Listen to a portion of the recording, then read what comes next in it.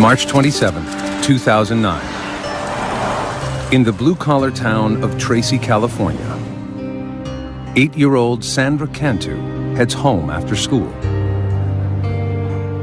The second grader makes her usual afternoon rounds, knocking on doors and looking for playmates in her mobile home park. I'll let her know you came by, okay? All right. All right. There's only 100 people that live here, so it's a very close-knit community.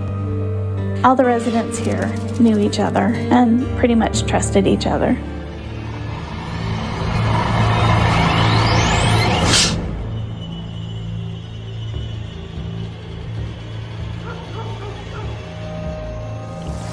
Hours pass, and Sandra doesn't come home for supper. Her mother, Maria, worries.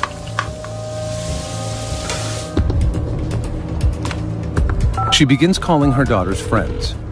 Hi, Kathleen, this is Maria. Have you seen Sandra? No one has seen Sandra for hours. Okay. Maria always told the kids not to go outside the trailer park, and the kids never did. So when she went looking for her and couldn't find her, she knew something was wrong. Just before 8 p.m., Maria calls the Tracy Police Department. Tracy, please. Well, I have a missing daughter. Okay, how old is she? She's 8. When's the last time you saw her? Oh, it's about 3. She told me she was going over to this one girl to play, and she hasn't been home. And I went looking all over. There's a 72% chance of finding a missing child in the first several hours. After that, every hour that passes, it drops off. It's a statistic Tracy's new police chief, Janet Thiessen, can't stop thinking about. Though she's been with Tracy PD for less than 2 months, the chief is a veteran of law enforcement, and she's afraid for Sandra's life. Statistics tell us if a child has actually been abducted, whether it's a known person or unknown, the likelihood that that child will be murdered is most often going to happen within those first 3 hours. The police get a detailed description of Sandra and what she was wearing. They learn that Sandra lives with her mother, grandparents, and 3 older siblings. Everyone was home that afternoon, but no one saw Sandra playing outside. There was just one witness, a surveillance camera Sandra's grandfather had installed outside the family home to prevent vandalism. The lens captured Sandra's movements at 4 p.m., right before she vanished. Sandra had the little Hello Kitty pink t-shirt on, looked like black leggings. This was the last that we knew she was in the mobile home park. So that was pretty important for us. It really helped us lock down that time frame. Investigators learned that Sandra's divorced parents are undergoing a support payment battle. Could Sandra's father have taken her? Dad had been out of the picture since Sandra was a young girl. We were able to verify that her biological father was not in Tracy at the time that she went missing. Sandra's father is quickly ruled out as a person of interest. Hours have passed since Sandra disappeared, but there is no sign of the little girl.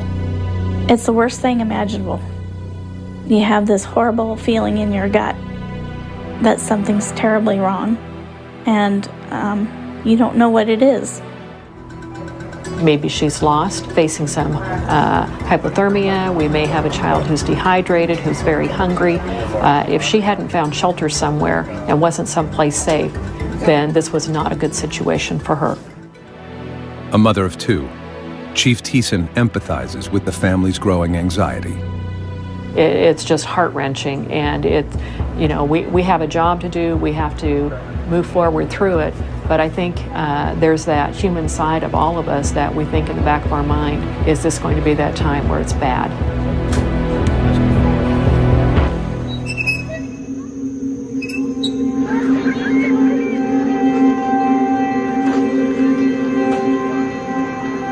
As dawn breaks, volunteers canvass the neighborhood, desperately searching for Sandra. We had a helicopter unit out. We were using a FLIR unit to check for heat sensors in the area that we were flying over. We also were going door to door, asking people in the area, checking with some of the businesses, had they seen this little girl? We were coming up with nothing. Sandra, it just seemed, had literally disappeared. With no known suspect or vehicle description, Tracy police are stumped. They issue an urgent bulletin on a missing child, which alerts the FBI's Child Abduction Rapid Deployment Unit, or CARD. Comprised of the world's leading experts on child abduction, the CARD unit can mobilize anywhere in the country within 4 hours. Team leader, Special Agent Joseph Brine, and his colleagues rush to Tracy as soon as they get the alert. When we first responded to the Tracy Police Department, one of the first things they asked is, what are the odds of Sandra still being alive? Statistically speaking, 97% of the children who are abducted at this point in time have been murdered. But it's our job to focus both the FBI and the Tracy Police Department on that 3%, because there's a chance that she is alive. For the first time in his 15-year career, Special Agent Brine gets a first-hand look at what is at stake in the video of Sandra's last known moments. To see Sandra was something, as an FBI agent, you don't see on a regular basis. And it was just something that had an emotional impact. The case hits close to home for Special Agent Todd Davis. I had 3 little girls that I raised, and so it's very emotional, particularly when you're trying to find a child. You get very focused on that, and you forget to eat. You don't sleep when you go home. You can't get that out of your head. The FBI's first priority is questioning all the residents inside the neighborhood. They quickly realize that Sandra's popularity makes everyone a suspect. So, how was your day? Good. She talked with everybody. She always asked if she can help with the yard or help cooking. She liked to cook. Sandra was very friendly. She had a way to just capture your heart, and she had a beautiful smile. She was always smiling. Like most of the children here, Sandra was allowed to roam free, and everyone opened their doors to the little brunette with a quick smile. The kids just would go out and play all together, and it's a small place, so we just knew that she'd be safe. Every little detail sometimes will reveal some kind of pattern, some kind of activity that may lead to a significant turn in the case. Sandra was in just about every trailer, and she knew just about everybody. So it made our job a little bit more difficult because every trailer was now in play for us to investigate. Roadblocks are put in place around the area, and all vehicles searched. Investigators have no solid leads until they get a tip from a concerned neighbor, the mother of Sandra's best friend. The neighbor sends a text message to Sandra's mother that a large suitcase was stolen from her driveway around the same time Sandra went missing. It could be an unrelated incident, but investigators are concerned. The neighborhood borders the 205 freeway, which connects the Bay Area to the town of Tracy.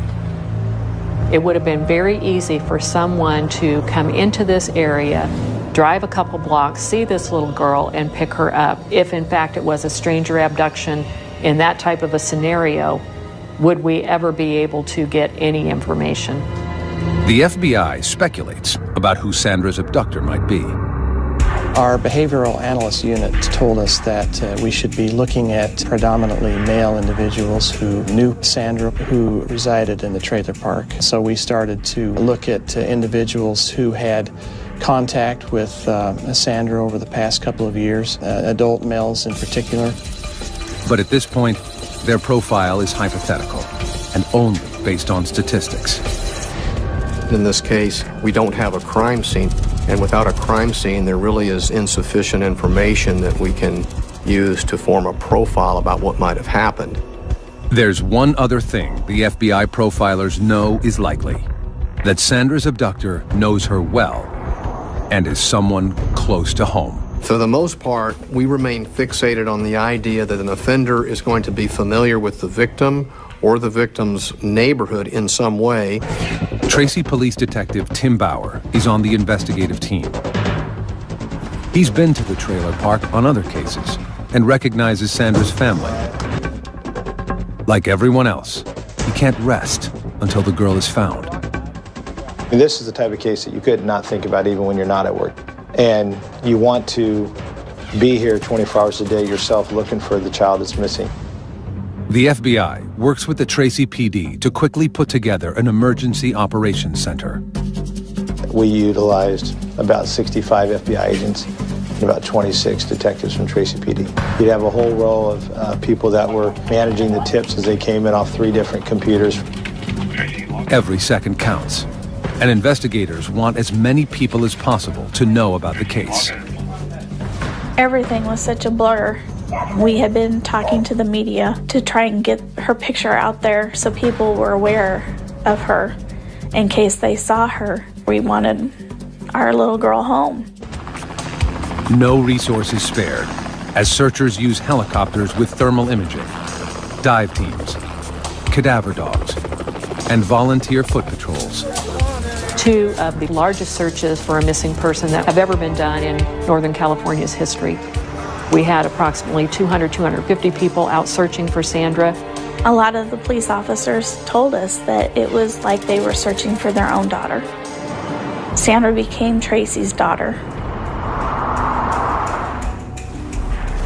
Everyone's hopes sink when a search team at the town dump unearths a pink shirt, exactly like the one Sandra was wearing. Investigators approach her family with solemn news of their discovery. After talking with the family again, we were able to figure out that it was not the right size. It was almost that sigh of relief. Okay, we still are operating on the belief that we are looking for Sandra being alive. If Sandra is still alive, investigators know that time isn't on their side. On video. They pore over the last known images of her, searching for the smallest clue. She looks like she's coming towards home, then all of a sudden she turns her head to the right and heads off in a different direction from where she was coming. I probably looked at it 40, 50 times, trying to figure out what else might have happened that caught her attention. Nothing more is seen on the tape until a neighbor drives by 8 minutes later. A canine unit can only track Sandra's scent for a couple of yards. We had some dogs track her scent down this street. So we know, of course, she traveled to the end of the street up to that corner. And that's the last scent that we were able to pick up at that point. Investigators interview anyone in the neighborhood who is a registered sex offender or has a criminal record. The list of persons of interest is shockingly long. Sunday. You had sexual deviants living in the trailer park, people on probation, parole living in the trailer park. You just had other weirdos living in the trailer park. In this particular situation, we try to emphasize that even though you are looking at registered sex offenders, that statistically speaking, only about 2% are going to be registered sex offenders. Doesn't mean they're not preferential sex offenders. It just means that we haven't caught them the first time and they don't have an arrest record. One person the police want to talk to is a man who 2 years earlier had approached Sandra at the neighborhood pool. This gentleman had brushed Sandra's hair off of her face and kissed her on the lips in the pool. Made us worry. The man admits to the kiss, telling investigators it was harmless affection. He has no prior criminal record, but makes a disturbing confession. He told us that he had sexual fantasies about young girls, that his fantasies focused on girls between the ages of 9 and 10. And so that placed him high on our list. But the man isn't the only suspicious person in the park. On the afternoon Sandra went missing, the park manager confronted an unfamiliar ice cream truck driver who was talking to children near Sandra's home. Hey, what do we have here? Can I have a chocolate bar? Sure can. They had a ice cream man that usually does not go to that particular area. Aren't you just a little kid? Was suspicious to some of the people in the neighborhood. And what did we tell you about being in the park? And that was another lead that we had to trace down. Did Sandra's trusting nature catch her in the net of a predator? Sandra was a very friendly girl, but we thought these individuals might have taken advantage of her friendly personality, to use to their benefit. As night falls, there are no solid leads. The town of Tracy gathers for a candlelight vigil. The community showed so much love and support. They left stuffed animals, hundreds and hundreds of stuffed animals they left as a memorial to her. And it was cold. It was so cold. And we just knew that she didn't have any jacket on because it was warmer during the day, but it was so cold at night, and we were just so worried about her. Investigators are there too, lending support and looking for suspects. The peaceful ceremony is shattered when a woman frantically approaches FBI agents. She's screaming, "I found something, I found something." It says Cantu. So myself and a couple other agents and one of the police officers, we follow after her. She's still hysterical, she's still yelling, she's still screaming. We get over to where the mailboxes are in the complex, and she just plops down. She points, "It's over there." Investigators are stunned when they read its dire message. Cantu is in stolen luggage in water at Bichetti and Whitehall. Signed witness. After 2 days of searching, there is no trace of 8-year-old Sandra Cantu. All the FBI and Tracy, California police have is a growing list of persons of interest. There were several individuals in the trailer park that jumped out at us that needed a little extra attention. These were individuals that had either been involved in drugs, crimes against children. Then, a startling lead lands in the lap of investigators. A neighbor walking to a candlelight vigil for Sandra finds something suspicious in the park. I was just walking by and I saw it here on the grass and Investigators gather the note, which has a chilling message. The note said, "Cantu is in stolen luggage in water at Bichetti and Whitehall, signed witness." San Joaquin County Deputy District Attorney Thomas Testa is suspicious. And what's so interesting about this note is it almost looks like there are deliberate misspellings. I mean, a very simple word, "on," is misspelled, and an FBI expert looked at it and gave an opinion that it looked like someone was camouflaging their writing, hiding their true writing. Is the note true? Or is someone trying to throw the police off track? Investigators can't take that chance. At daybreak, agents immediately order a search of the ponds near the address, 2.5 miles from the trailer park. The intersection borders a river and a dairy farm, and there are several settlement ponds for cattle manure runoff. Investigators aren't sure where to look. In the settling ponds, it makes it extremely difficult to search because of the sewage that had flowed into those settling ponds from the dairy. It makes it impossible for divers to locate anything.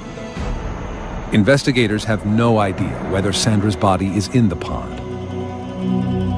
They have a lot of questions and turn to the note's messenger for help. 28-year-old Melissa Huckabee is the same neighbor who reported a suitcase stolen from her driveway the day Sandra went missing.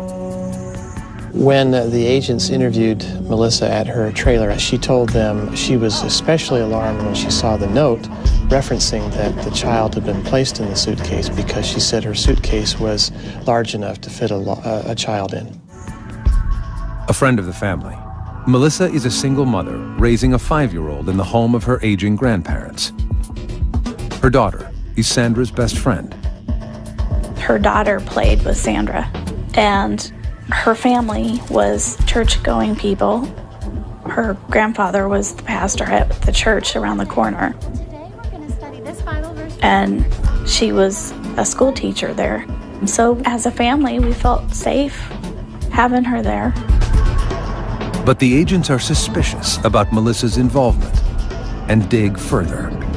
Why she was not statistically, the person that we profiled for this type of investigation, the fact that she had injected herself into this investigation, the fact that her story was not very credible was a concern for us. Melissa has a partial alibi. At the time Sandra disappeared, Melissa was alone at her grandfather's church decorating her Sunday school room. Phone records prove she placed a call from the church to the trailer park manager around the time Sandra went missing. Even so, agents searched Melissa's car. We found a blue self-sticking note, and when we retrieved that note, looked at it more carefully, we noticed that there was some scribbled handwriting. Closer inspection of the note reveals something suspicious. And our evidence response team was able to isolate the scribbled writing on top and adjust the color and contrast and shading. Underneath the handwriting were 3 words: Bachetti, Whitehall, and water. The address is the same as the one written on the note Melissa supposedly found. Is she the author of the ominous message? In Melissa's messy bedroom, agents find a notebook hidden below the nightstand. It is the same type of paper as the note, and a page is missing. It also contained on it some indented writing that we held up to an alternate light source, and our evidence response team was able to discern a couple of letters that exactly matched letters found on the anonymous note. Investigators are now certain that Melissa wrote the mysterious note. But why? Is this an attention seeker who somehow wants their 15 minutes of fame, or is it a situation where this person is trying to find out what do the police know and how close are they getting to me? In spite of the questions surrounding her, Melissa cooperates with police, offering valuable information about yet another suspicious neighbor. Yeah, the guy right there, he's really creepy. Every so often, Sandra would go to the man's home and play games or hang out. Do you have a deed? And he's been linked to an alarming incident with another little girl in the trailer park. That's for you. A 7-year-old child had been drugged, and he had assisted the child's mother in taking the child to the hospital. And when the police arrived at the hospital, he exited abruptly. That was an indication to us that maybe there was something that he was hiding. Cadaver dogs search the man's vehicle and get a positive hit on the truck. But the evidence team finds no traces of human remains. And residents are coming forward with more disturbing information. Police are shocked when a stepfather and stepson who share a trailer volunteer photos they have of Sandra on their cell phones. The top of her shorts were unbuttoned as she's sitting on somebody's lap. And the fact, of course, that they admitted that she was in their bedroom frequently was of concern to us as well. A search of their home uncovers a computer with questionable images of children and a stuffed animal used for masturbation. But the 2 men have no criminal history of offenses against children. By now, it's been a week since Sandra disappeared, and her once idyllic neighborhood has turned into a land of horror. FBI agents and the Tracy PD work around the clock, chasing down leads. Every hour that ticks off, you feel that stress and that tension. I really literally had to order people to go home. Every second that we're sleeping and that we're not working the case, maybe that's that moment in time that if somebody was doing something on the case, that we still had that opportunity to find Sandra and to find her safe. Investigators need to narrow their list in hopes of finding a suspect. They decide to administer polygraph tests. They start with the man who had kissed Sandra at the local pool. He passes. His alibi also pans out. He is not charged. The suspicious neighbor also passes a polygraph test, but has no solid alibi for the block of time. Investigators learn he is a close friend of the man who kissed Sandra. Could the 2 have worked together? The stepfather and stepson, who were found with questionable photos of children, are also given polygraphs. The results are disturbing. Each of these individuals failed the polygraph on the question of whether they had anything to do with her disappearance. But as authorities begin to move on their leads, they make a tragic discovery. The suitcase surfaces. It's been 11 days since 8-year-old Sandra Cantu vanished from her trailer park in Tracy, California. 2.5 miles away, workers at a dairy see a suitcase floating in the water. They call the sheriff, who rushes to the scene with Tracy PD and the FBI. Is she in there? We wanted to know, but at the same time, we didn't want to open at the scene, obviously, because we want to protect the integrity of what's inside. Hairs and fibers, other pieces of evidence that can link us to who did this, if this is actually Sandra in the suitcase. The suitcase does not have any identifying marks, but the zippers are tied together with a thin white string. Standing knee-deep in sewage, the evidence team lifts the suitcase and places it in a body bag. Immediately, the one thing you noticed was the weight of the suitcase. There was definitely something inside the suitcase. As we start to carry the body bag out, all of a sudden you could smell the smell of death. Investigators deliver the bag to the San Joaquin County Medical Examiner. He carefully cuts the white cord on the zipper and opens the case. Inside is a young girl, curled into the fetal position. Dental records and her clothing confirm what investigators don't want to hear. It is Sandra Cantu. It's devastating. You know, we lived up to this moment that she's still alive. We gotta find her. She's still alive. We can find her. We can find her. And then at this point, we can't. The only thing we can do to help her now is by finding out who did this. Sandra's body is fully clothed in the same outfit she was wearing when she disappeared. Toxicology reports reveal she was drugged with benzodiazepine, a powerful sedative. There are no obvious injuries on Sandra's body. No scratches, bruises, or cuts, except a small scrape on the inside of her bottom lip. The coroner determines that she was sedated, then smothered, before being put in the pond. And there's something else. The doctor determined that she had been sexually assaulted, and at first was kind of confused because of the angle that had been used for the sexual assault, and kind of determined that it had been with a foreign object. After assaulting her, Sandra's killer completely redressed her body.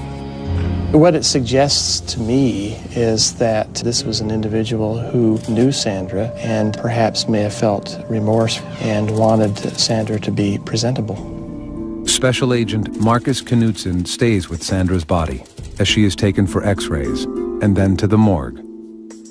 Knudsen, himself a father of a young girl, can't bear to leave Sandra alone in the dark again. It hurts because this is a young girl. She had everything going for her. You know, why? Why take the life of a young girl? The case is now officially a murder investigation. But before authorities can begin, Chief Thiessen has the painful task of informing Sandra's family. It's so hard when you see something that's happened to a young child. There's no easy way to tell somebody that your child is dead. It's news Sandra's family is not prepared to hear. When they came to tell us that they found Sandra, the most primal screams that you can imagine, and wailing and disbelief and just not wanting it to be true. To me, she was a beautiful baby.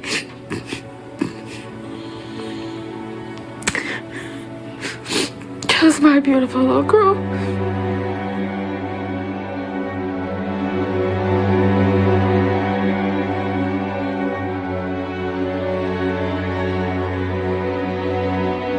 Once I had delivered the messages, I needed to have a few moments just by myself. This was just so highly charged. I had to take a few minutes, and I'm sure that there were a few tears that escaped. And then it's back to take that deep breath and back to the job at hand.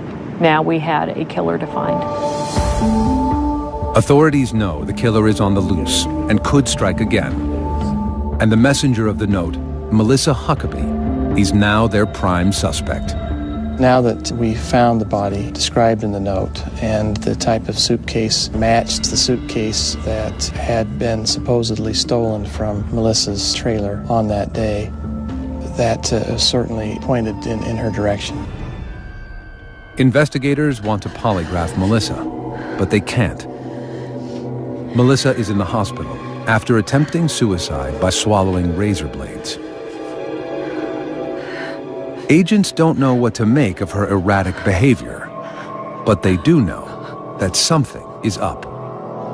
The signs of swallowing the razor blades, the note, I don't know if it was guilt or just wanting to get attention, but she wanted someone to come talk to her about Sandra Cantu by all of her acts that she did.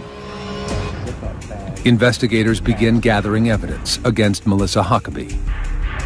They question her family and learn that Melissa has a dark side. 3 months earlier, she pled no contest to petty theft charges for stealing from a department store.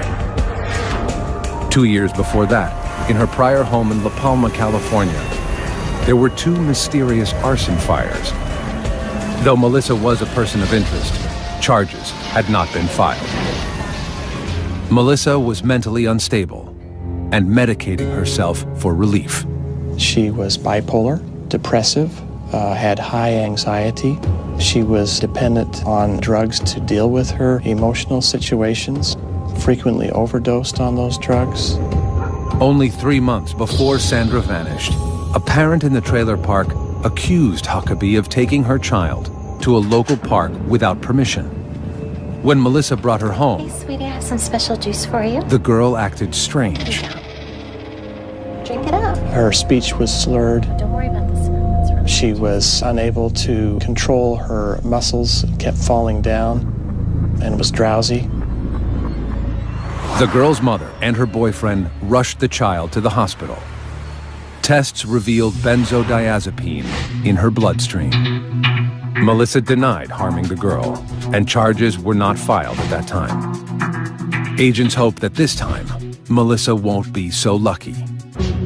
They get a break when a local Marine is able to place Melissa where the body was found. We located a witness who lived on Whitehall Road who was heading to a restaurant to eat that evening with his wife.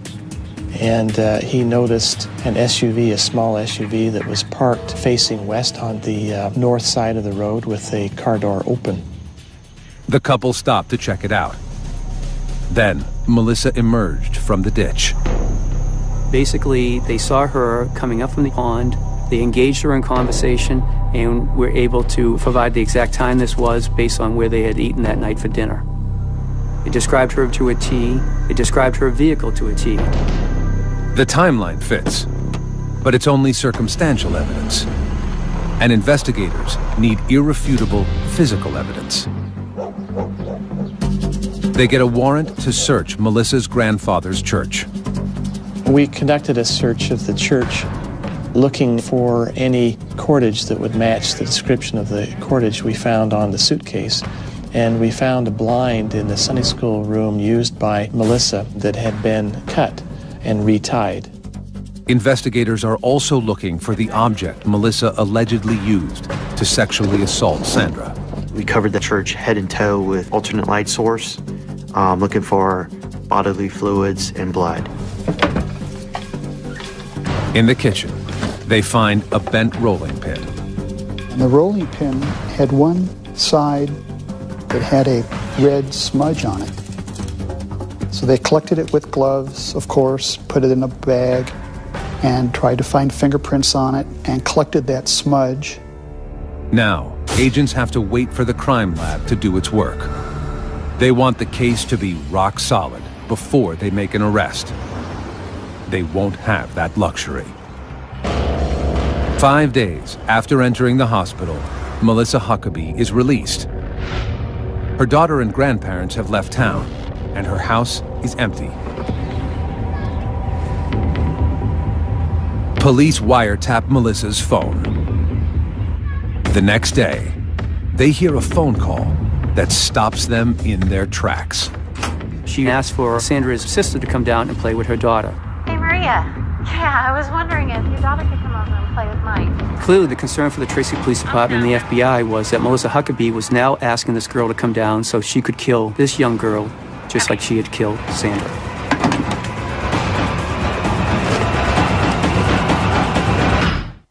April 10th, 2009. 2 days after she is released from the hospital, murder suspect Melissa Huckabee invites her victim's older sister to her house.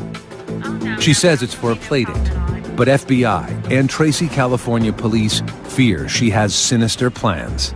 Here we go again. She's going to try to pull this off again because in her mind at this point she believes she got away with it.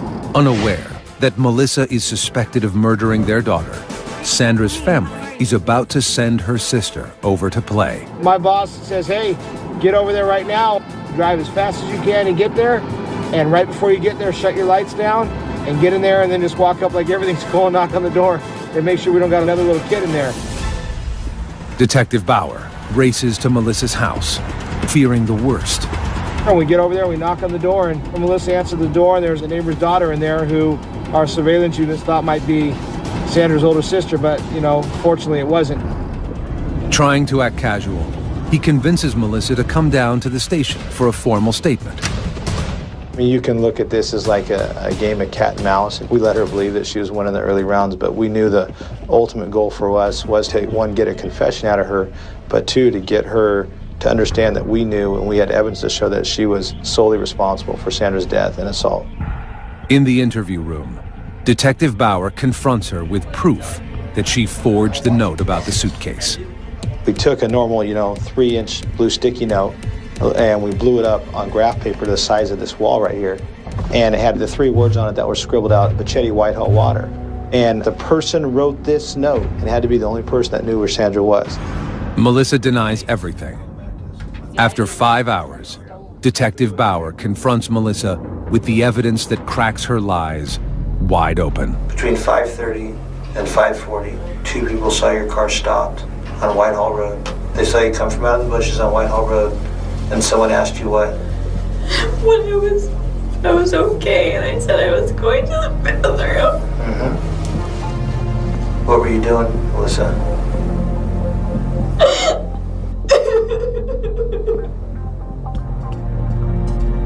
It was an accident. I told you it was an accident. I know it was. Accidents happen. Kill her. You just died.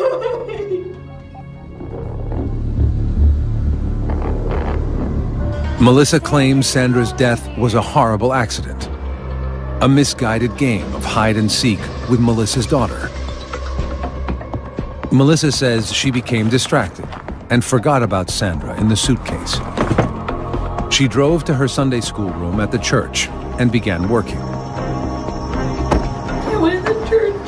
I was there. And then when I came outside, I looked at my suitcase. I went to take it out and it was heavy. And she was in there. And she wasn't breathing or anything. What did she look like? She looked pale. I thought that I had killed her. Huh? I thought that she was dead. And I panicked. So what happened? I tried to wake her up and she wouldn't wake up.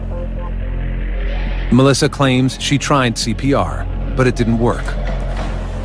She zipped the girl back into the suitcase and decided to hide the body in the pond. Dead and I killed her. I didn't want anybody to think that I had killed her. But I didn't know what else to do. Melissa denies sexually assaulting the little girl, but her partial confession is enough for Tracy PD to arrest her for the murder of Sandra Cantu. investigators tell Sandra's family the stunning news. We felt very betrayed to know that it was Sandra's friend's mother who did this. Forensic tests on the evidence from Huckabee's home and the church confirm what investigators already know, that Sandra's death was no accident. Reports reveal that the metal rolling pin in the church kitchen contains traces of Sandra's DNA. Sandra had never been in that church, so her DNA should not have been on that. So it was a real powerful piece of evidence. The cord from the blinds in the church are compared to the string on the suitcase. The laboratory came back with a report indicating that that cordage was the same size, color, dimension, and substance as the cordage found on the suitcase. Analysis of Melissa's home computer suggests that Sandra Cantu's murder was coldly premeditated. We found an article detailing the murder of a child, and that child had been murdered by her grandfather and placed in a suitcase, and the suitcase had been thrown in a river. Based on the evidence in this investigation, it appears that this was premeditated, and it was a sad opportunity that presented itself, and she took advantage of it. The forensic evidence is the final piece of the puzzle. Authorities use it to construct a timeline of what happened to Sandra, beginning with the surveillance tape. At 4 p.m., Sandra walked off screen in the direction of Melissa's home. Sandra, come on over here with me. Come here. You want to help me decorate the church? Sure. Okay, come on, let's get in. 8 minutes later, Melissa's car drove by.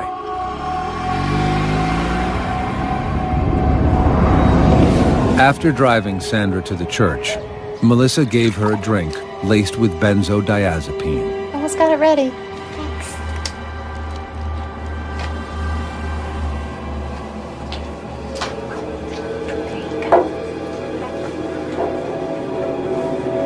Go ahead, drink it all out.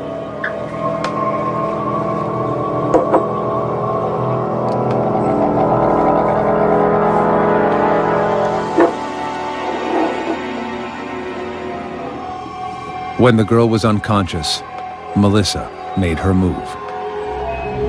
Around 5 p.m., phone records show that Melissa made a call from her grandfather's church to the trailer park manager, reporting her suitcase stolen. She started thinking of needing to cover her tracks by making sure she reports the suitcase that has Sandra's body was stolen. So if the suitcase is found, she could claim, well, someone stole it and someone else must have put the body in it. Then, shortly before 6 p.m., the eyewitness saw Melissa near the pond. Hey, how you doing? What you doing now? Sandra Cantu was dead before her mother ever called 911. May 10th, 2010.